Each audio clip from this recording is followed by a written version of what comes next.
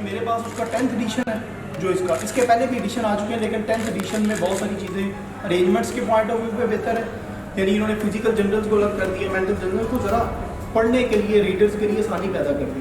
जो 10th ये जो इसका लेटेस्ट अभी तक एलन कीनोट्स का वर्जन है वो 10th एडिशन।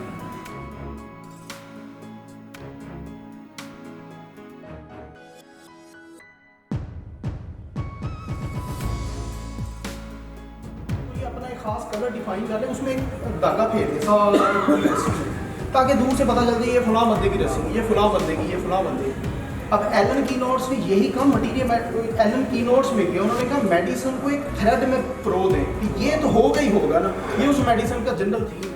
उन्होंने कहा कि कोई ऐसा कॉमन थीम जनरेट करते हैं जो पूरी रेमेडी में जो हो ही हो, इररिस्पेक्टिव ऑफ द पैथोलॉजी, कोई पैथोलॉजी हो, लेकिन ये अगर पॉइंट्स नहीं होंगे, ये रेड स्ट्रैंड है मेडिसिन की, ये नहीं होगी तो ये मेडिसिन नहीं दे सकते।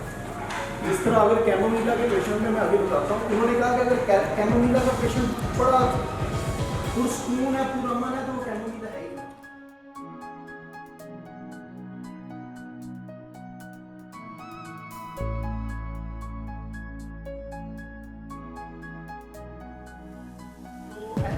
मुझे ये लगता है कि हमारे होम्योपैथिक स्टूडेंट को जो एक बिल्कुल बिगिनर लेवल से लेके मास्टरी लेवल तक एंड तक एक चीज़ हमारे लिए बहुत अहम है, जो इस बुक का भी बहुत बड़ा मकसद है, कंपैरिजन।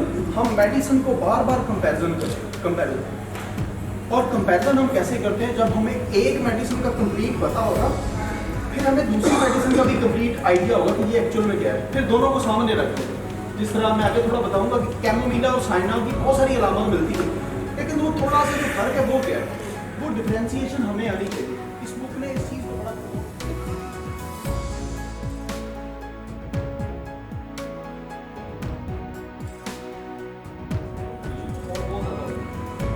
फीयरफुल, बेचैनी हर टाइम उसे कहते हैं मैंने मर जाना है। फिर वो बेचैनी इतनी होती है कि उसका दिल करता है कभी इधर उठेगा बेचैनी की वजह से, उधर बैठ जाएगा, उधर बैठ जाएगा, उधर बैठ जाएगा। फिर इसकी जो रेस्टलेसनेस है वो ज़्यादा होती है मेंटल लेवल पे।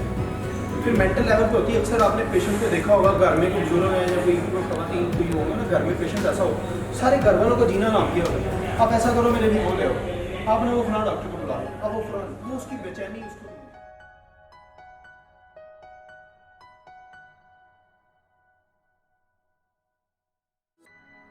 कैमोमिला के बच्चे में ये डिफरेंस है कि कैमोमिला के बच्चे को अगर आप उठा लेना वो चुप कर देता है, फौरी तौर पर बड़ा सुकून फील करता है।